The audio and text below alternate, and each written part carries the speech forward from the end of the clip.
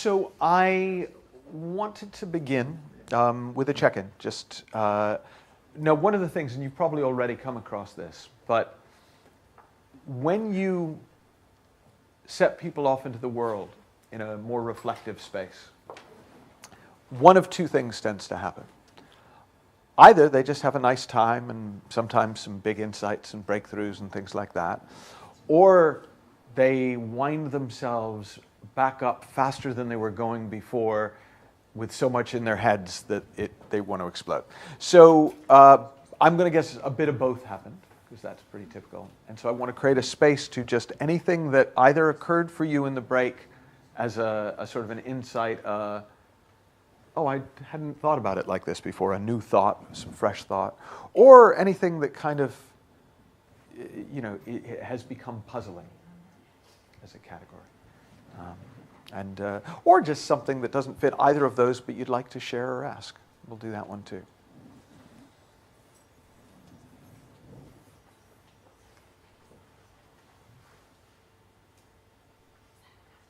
I think that's my cappuccino. Thanks, Shona. Subtle.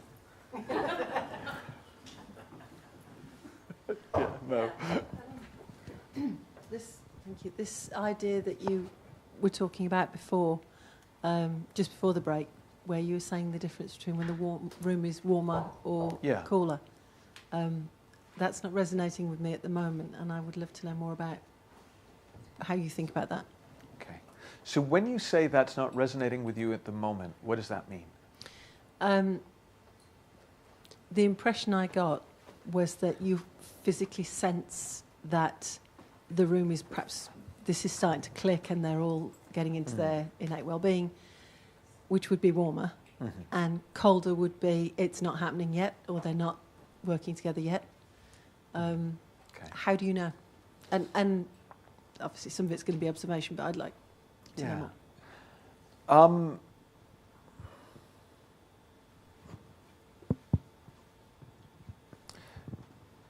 Yeah, there's a few different things I'm being aware of.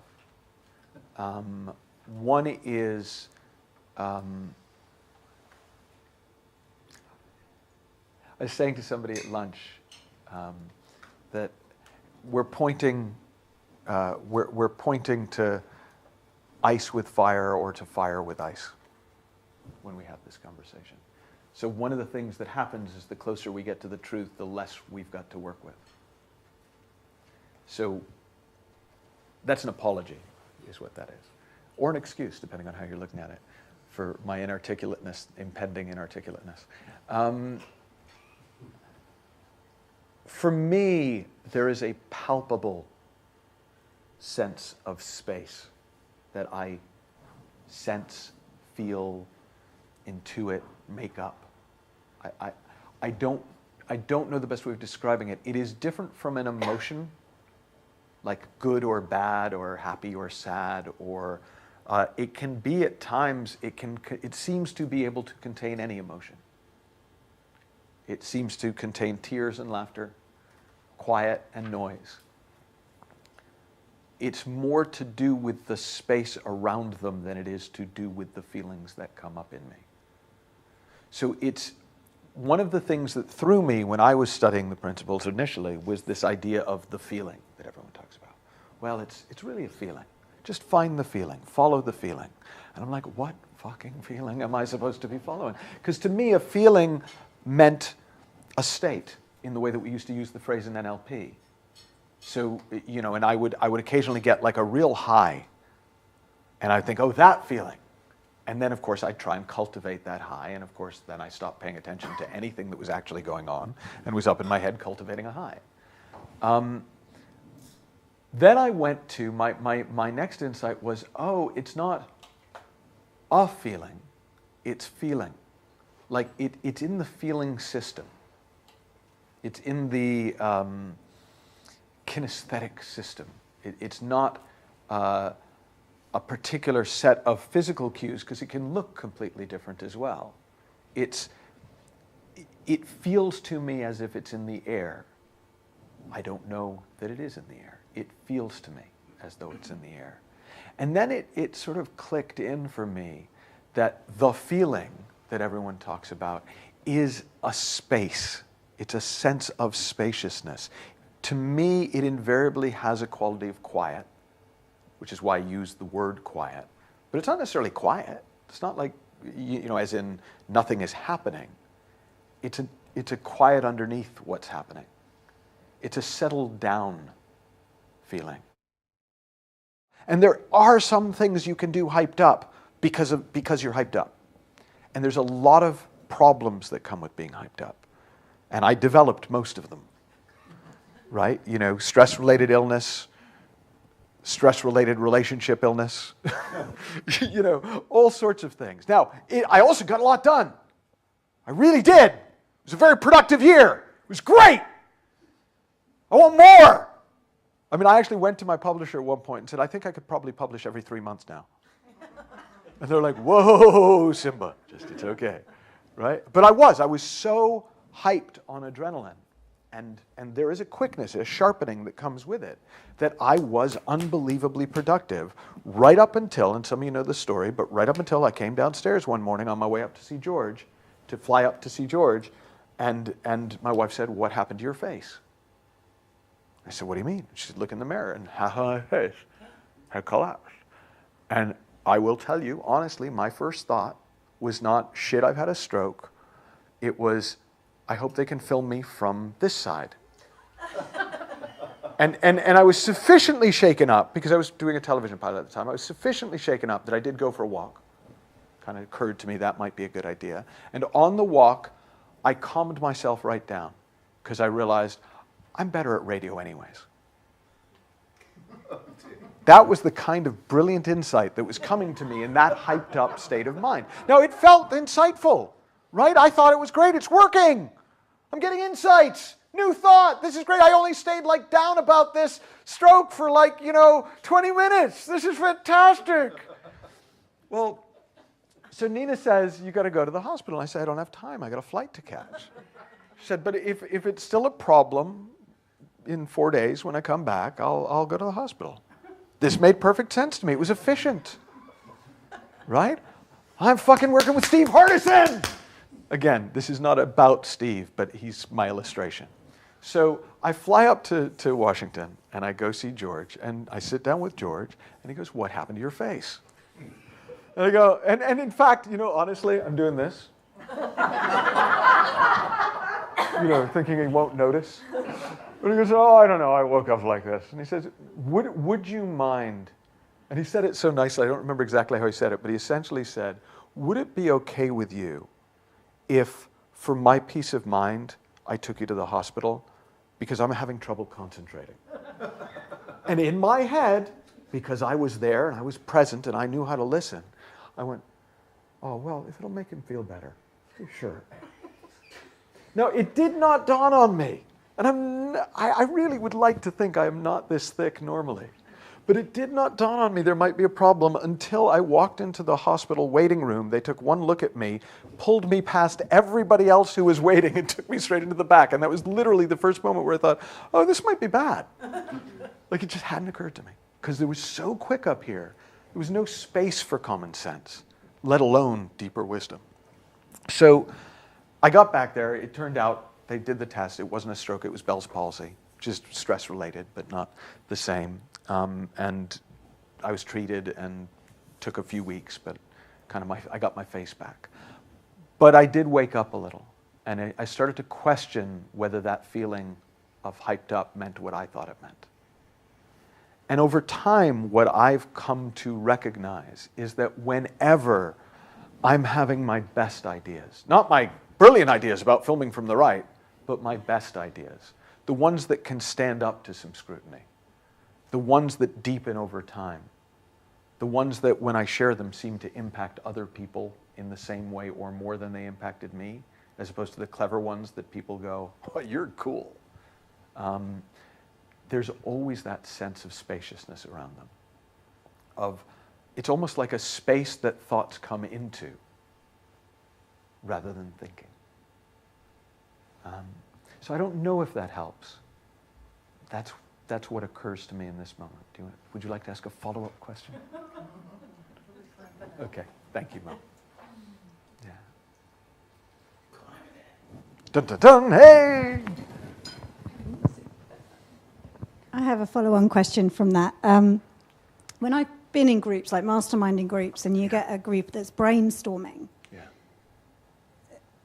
that could be either, right? So it could be the kind of buzzy, hypey, and you could do this, and you could try that, and you could do this. Or it could be coming from a much calmer space with more grounded ideas, but you'll get a sense for the feeling, which way they're heading, right? Yeah. Okay, that's all I wanted to check. No, so it's not that brainstorming's out, right? No, this is the whole thing, right? I'm going to talk about it in a slightly different context. I've wrestled for a while with what seemed to me to be a conversation. I wrote a tip about this a few months back. God versus goals was how I talked about it. Like, do we follow inspiration, spirit, guidance, or do we make things happen? And I could really make compelling arguments for both. And then I realized that I made up the distinction. That actually, anything can be spirit. Like, what makes something spiritual in the way I'm using the word spirit is it's infused with spirit. It's infused with this deeper feeling, with this energy of mind, with this energy of life. Which means anything, stuff that is grossly immoral can be spiritual or not. Stuff that is deeply moral can be spiritual or not. It's never in the form. It's always in the feeling. It's always in what's behind the form, the space out of which it's coming. As trainers, we've probably all done courses that had us focus on what we were saying. And we've probably, those of us who've done any advanced training, any NLP style training, have had that focus on how we say it. But most of us haven't spent a lot of time paying attention to where is it coming from? What's the feeling it's coming out of? Where is it pointing? Is it pointing more upstream towards universal truth or more downstream to personal truth? And there's a space and time for both. And what are you speaking into? Are you speaking into somebody's noise, or are you speaking into their soul? Are you speaking into their heart? Are you speaking into them? Somebody asked in the break, because I do use words like divine and soul and spirit a lot. But it was interesting, because on Tuesday, when I did that group for leaders in Denmark, I noticed with interest I didn't use any of those words. I never used divine, I never used spirit, I never used God. It just didn't come up. It wasn't on purpose, it wasn't a decision. It was very interesting when they were up front doing presentations towards the end of the day, they did. So even if you don't call it that, that's the reference language that most people have for it. So it's not about saying it this way or saying it that way or framing it this way or framing it that. It's in the feeling. And particularly if you're not quite sure what that feeling was, like, remember that email I read out at the beginning of the day where he would say, are you home? Are you in that feeling? Are you away? Are you kind of not quite there? And for 2 days she was like, I don't know. Fuck you. Right? And then on the third day, she was in the feeling. And the thing about the feeling is everybody knows when they're in the feeling, when they're really in it. You recognize it, because it's not new. This isn't something that, we were born in it, right? It's the soup that we swim in. It's just, we spend enough time in our heads that we can lose touch with it, and it seems confusing or just unusual, or I don't quite know. And then somebody settles down, and they go, oh, this feeling. Yeah, I got it. So brainstorming, great. And the feeling will pretty much predictably let me know what quality of idea is going to come out of the brainstorm. It's not the speed. It can be very fast. Right? John Wooden, American basketball coach, I found out that he used to have breakfast every morning just down the street from where I live. And so I've started going there for breakfast. I mean, he's dead, so it's not like he's going to be there, but somehow, I don't know. Right? This is thought, superstition, all rolled into one. It's like I'm close to Coach Wooden. But by the way, he always had wheat toast, 3 slices of bacon, crisp, 1 egg, and a glass of orange juice. They fresh squeeze it there, just in case. It's the formula for success, so I just thought I should share that. But Coach Wooden used to say to his teams, be quick, but don't hurry. So his teams were known for playing really fast. They were a fast break offense. They played faster and practiced faster than most teams at the time played basketball. They also, by the way, went undefeated for 10 seasons, which has never been come close to before or since. But, I'm sorry, they went undefeated for 3 seasons. They won 10 consecutive championships.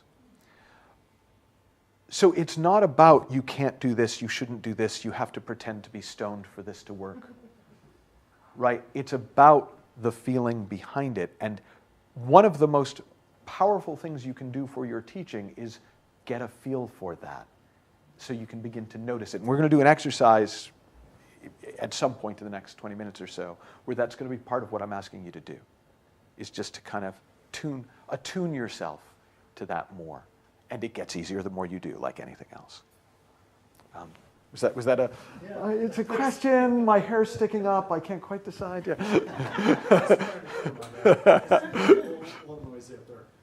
Microphone coming to you. Yep, sorry. How to frame this question? I think what comes up for me is one of the places that feels challenging to bring this perspective in is when either myself, in doing my own planning for the year in business development, or with a group, and it's about money.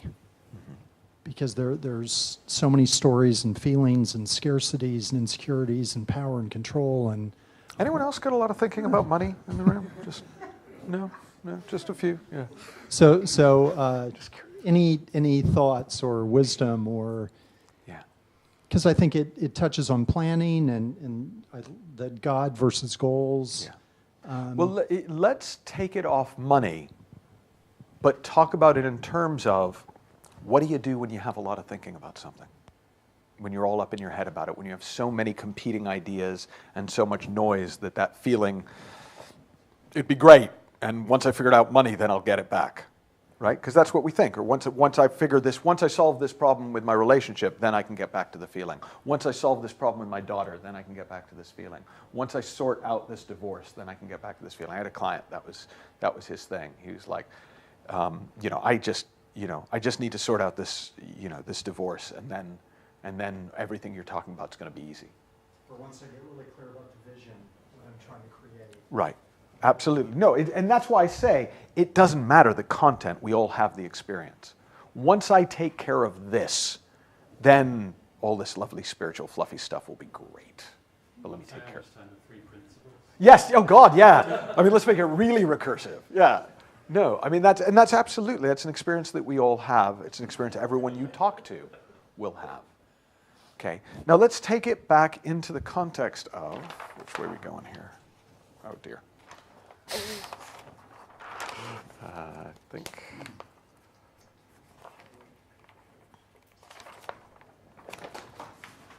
really what we're talking about now, in my understanding of the question, is how does this, and I think it's actually really important that you called it a perspective, because that's part of the problem, is we can use the phrase the principles, or the 3 principles, or the inside-out understanding to mean a number of different things. And for some people, and you and I talked a little bit about this, for some people, what they mean is a lens through which to view the world. It's like when I put my 3P hat on, I see this. But when I put my NLP hat on, I see that. And when I put my transactional analysis hat on, I see this. And when I put my empowered hat on, I have a big hat collection. I don't know about you. I spent a lot of years accumulating hats, right? Well, when you see this as a perspective, when you hold this as one of the filters through which to see the world, then it will act as a perspective. And it will filter certain things out and highlight other things, like those decoder glasses. You'll see certain things that you wouldn't see without the glasses, and you won't see things that you do see without the glasses. As a perspective, I find the 3 Ps moderately useful and slightly better than a lot of other stuff out there, but not noticeably so. Another way that we can talk about the principles is as a methodology. Well, I principled them. I 3P'd them. Right? And what we usually mean by that is I talked to them about the principles, or I calmed them the fuck down, and then we looked at their problem and said it's all thought, and either they went poof or they didn't. Right? As a methodology, the principles is, I'd say, more than marginally more effective than a lot of things, but not noticeably better than some of the NLP well done or some of the other Sedona method, the work of Byron Katie, the option method, other methods of sort of challenging the deeper programs that exist culturally. Now, the principles are also a truth about life. They're at the level of gravity, which is why we call it a principle, right? They don't work differently if you believe in them than if you don't. They're not only relevant in the West, but not in the East, or the East, but not in the West. They're just truths about life and the human condition. We experience life from the inside out via thought, brought to life by consciousness. Whether we use those words or not, they're describing something that happens. There is some kind of an intelligence behind life that figures all this out. If you look out there for 5 minutes. Now, we as humans come in and shape it and make it look in a shape that we find pleasing, but we aren't the ones who create the raw material for it. There's some kind of intelligence that makes sure that it always works that way. Acorns always become oak trees. Right? Caterpillars always turn into the right kind of butterfly. Right? A caterpillar that is meant to turn into a gypsy moth will never accidentally become a monarch, and vice versa. Right? It's built into the system. But we act as though often that intelligence isn't in us, that we are somehow responsible for bringing out what's in us, that there isn't an intelligence behind it that, but for our interference, is bringing it forth all the time. So, when we look to those truths of the human experience, things shift. Something changes when we see the truth. So, if we're saying from the perspective of the three principles, I can't help you, or more to the point, I'm not inclined to, because I don't care. Like, on a longer seminar, maybe I would take half an hour and we could look at something through 6 sets of filters and see how it looks different between them. But it's not the conversation I'd like us to be in. So when I look at the principles, not the methodology, not the perspective, but the principles themselves, well, one of the things that I see is that people's behavior changes when they see something new, when it looks different to them.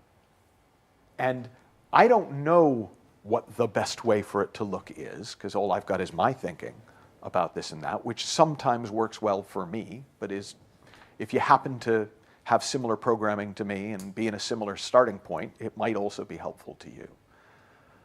But what I know is that everybody gets their best access to common sense and deeper intelligence when their mind is settled down, when their thinking is settled down. So the first thing I'm going to be inclined to do when there's a problem I want to solve is find some way to settle down, to settle my own thinking down, or if it's a group, to settle the group thinking down. And I'll do whatever occurs to me in the moment, because one of the things that I know from looking at how the principles interact is that sort of, it seems to be a just-in-time wisdom. What comes up in the moment is always better than the best idea I had before I walked in the room.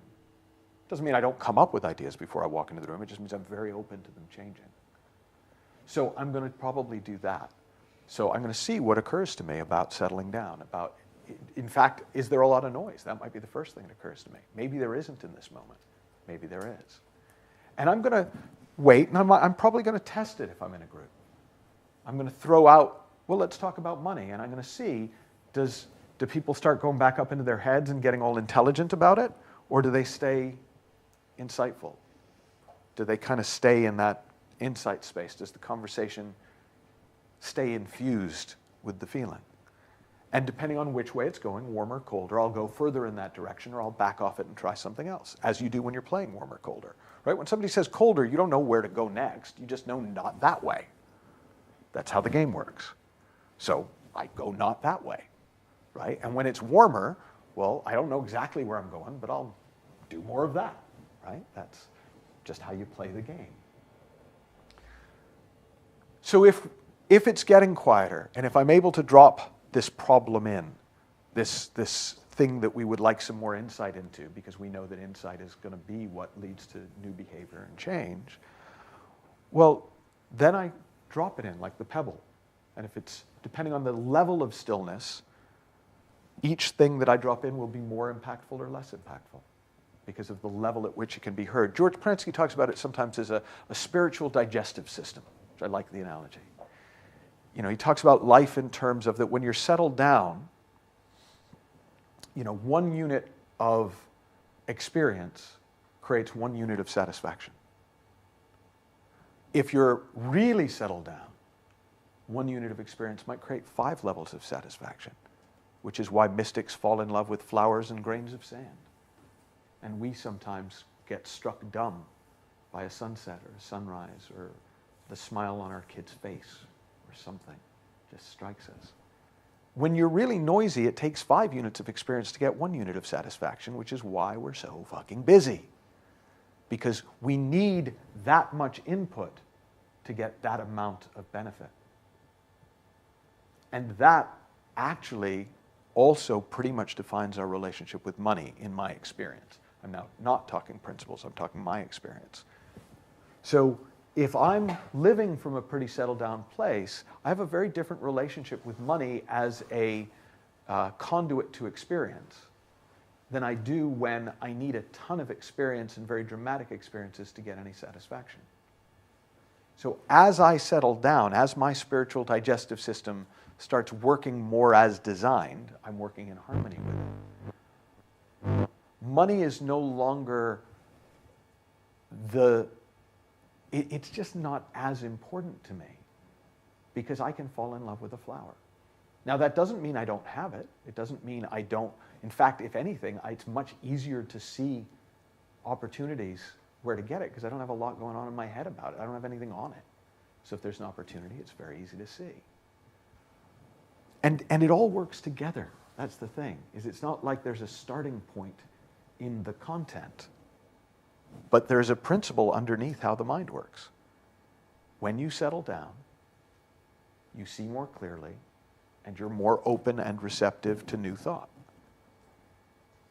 You have more good feeling coming up from inside, the well-being bubbling up from the well, and it just doesn't look as important what's going on the outside. So some of you heard me share, I was being interviewed, and this caught me off guard. I wasn't expecting this, but I was being interviewed by a Swedish magazine. It's called Inspire. And they asked me at the end of the interview, what's your 5-year vision? And I was like, oh, good question. I thought about it. And this is what came to me. I said, well, I'm really happy and I love my life, which was absolutely my experience of that moment. And I said, so in 5 years, I'd like to be really happy and love my life. And I don't know what that will look like, but I suspect bits of it will reveal itself to me as we go. And that is my experience. So as it happens, not that you should or shouldn't, I do have some sense of where I'm headed over the next year. I've got stuff in my calendar for as late as November of next year, and I've got stuff in my calendar throughout 2016. But it's not to settle me down. It's not because I think it's a good idea. It's not because I need to know where the money's going to be coming from. It's because that's what's occurred to me to do. And right now that calls to me. And it might change.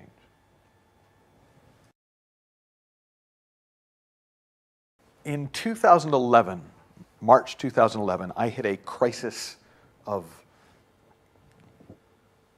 principles. Like I saw that this was true. I knew I couldn't go back and do what I was doing, but it seemed to me that the net effect of the work I was doing was people would come in with big goals and challenges and leave not worried about them. And that felt to me like a dishonest way to make a living. Now, it felt like a good thing to do, and not one of my clients had a problem with it. but it didn't feel like, given the fees I was used to charging and given the business and the crowd I worked with, it felt like it wasn't my thing. It's like I gave up therapy as a business because I couldn't stand sorting who got helped by who could pay me. I never had that problem in coaching because basically people usually come to you, they're okay. But it didn't work for me personally. My thinking didn't make that fit. And of course, because I wasn't congruent about it in myself, my business started to suffer. And, you know, because if I sold it all, it was the people who either saw through my noise and knew that there was something there for them, or it was people who thought that I was saying that to put them off and wanted it even more, which happens sometimes. It's a trick, right? I mean, I had that. I totally thought everybody in the principles was holding back on me, right? You know, that, you know, once I really got in, once I did the advanced program, they tell me what they were really up to. Just to save you some money? No, it doesn't work that way. Sorry. I'm sorry if that killed sales for our advanced program, but you know. And I talked to a lot of people in the principles about it, and the problem with the principles as a community is it's a community that's grown out of the 60s and early 70s. It's kind of a people who came out of a hippie upbringing.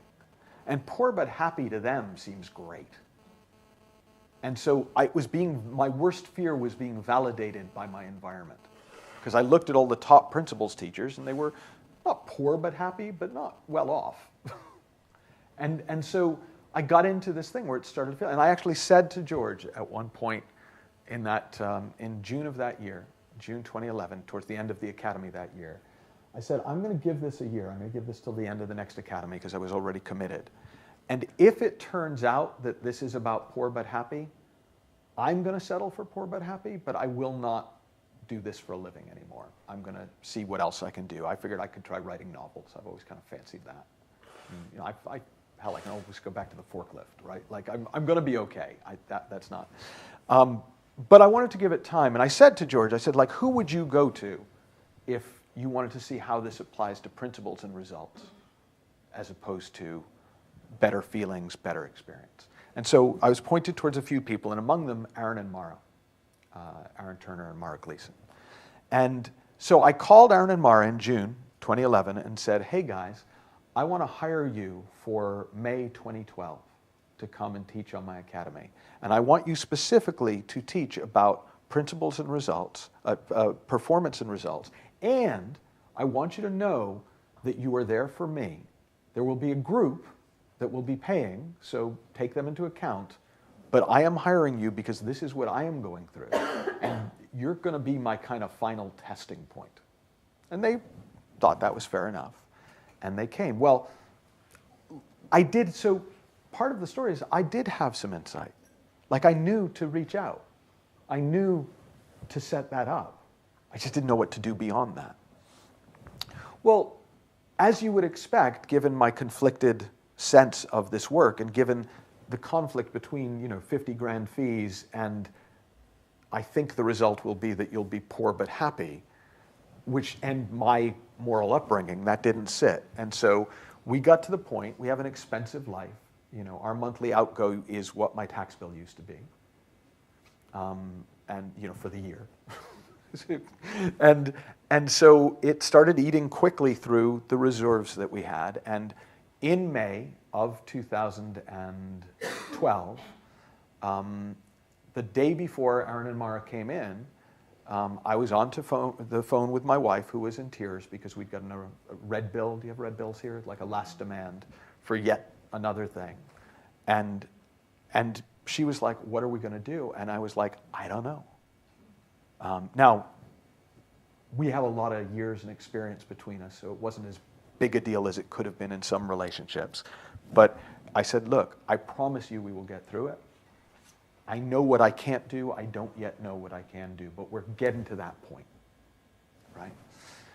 So the next day, Aaron and Mara came in, and it took less than 5 minutes. And the sentence, I'll share the sentence that he said. It doesn't seem to have this impact on anyone else. But the sentence that he said, where it literally the penny dropped, the eagle has landed inside my head, was he said, well, what I do as a coach is I help make sure that my client has everything they need to go after whatever it is that they want. I can't tell you what I heard exactly, but what I heard was, not only can I do that, not only am I good at doing that, but I suddenly saw just how valuable that is for somebody to be able, not for you to do it for them, but for you to make sure that they've got everything they need to have the best chance possible of succeeding at whatever it is that they take on. And literally within 3 weeks, actually within 6 weeks to the big number, but within 3 weeks, we had taken care of all the late bills. Within 6 weeks, we had booked, and I won't go into numbers, but we had booked the equivalent of 9 months worth of income for the rate that we were going in 6 weeks. And it was just like it was that P equals big P minus I. It was just, the obstacle was gone. And whew, I was free. Now, here's the principle. Here's the universal behind that story, as best I can see it. When we first settle down, because most of us spend so much of our time wound up, the first thing that we experience is relief. That's what we were talking about in Denmark last week. And it's a relief. It's a huge relief. It's a load off your mind, literally and metaphorically. And it can be really tempting to sit in that sense of relief. And that's the contemplate my navel phase. That's the fear of, well, I'm just going to want to do this forever. This is so nice. Right? And it is, but it's nice in the way that it's nice to take off a backpack when you've been wearing it for 30 years. It's not nice in the sense that if you throw the backpack on for a minute and take it off, it's still going to be as nice. It's a contrast. It's a relief to kind of be out of all that thinking for a little while. For it to quiet down. I used to describe it, I think in Super Coach I talk about it like this, as absence of. Because it always happened with clients, and I didn't really understand the principle behind it, but I saw it. Is after a little bit of coaching, they just would come in and they'd just be like not stressed and slightly confused because it felt like something was missing. And it took them a while to figure out that what was missing was the background stress that they were so used to operating inside of.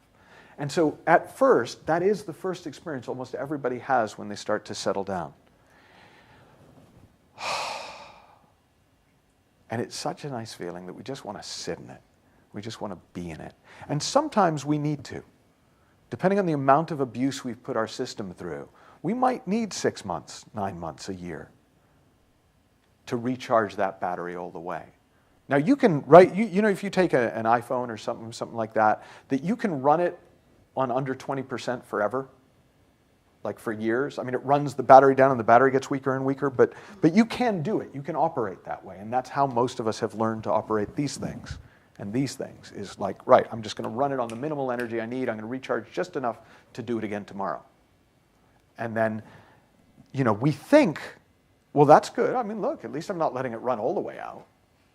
But it's not an efficient way to use the battery. It impacts the battery. Sometimes we've done that to ourselves completely innocently for a long period of time. And so when we experience settle down, the battery really does need the time. And so, yeah, that can happen. But that isn't the end. It just can go on longer than we think it should.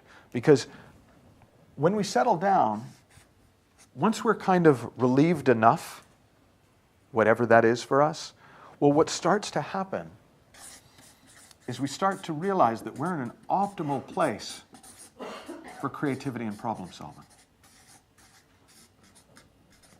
And we realize that because it happens almost without us trying. We just get ideas. We wake up in the morning and we have new ideas for our business.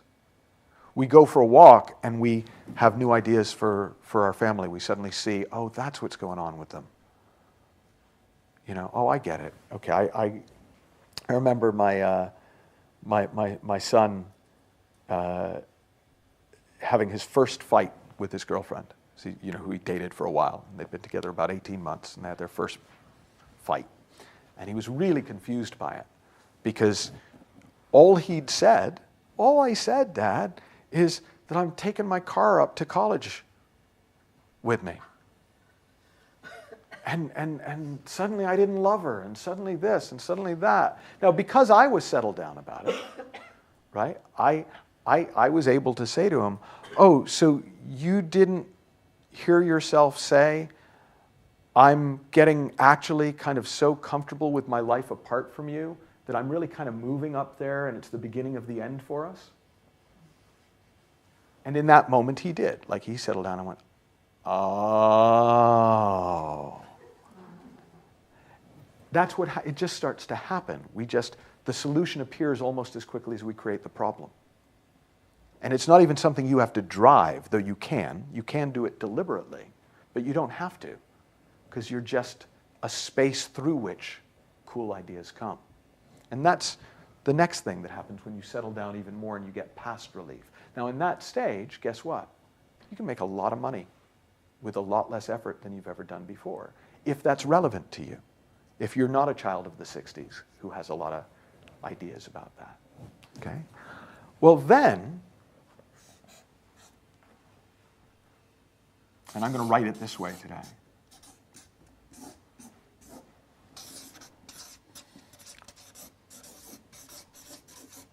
What seems to happen is we go deeper into spirit. We become more spiritual, however that manifests in us. So with atheists that I work with, it doesn't usually manifest in a revoking of their atheist card.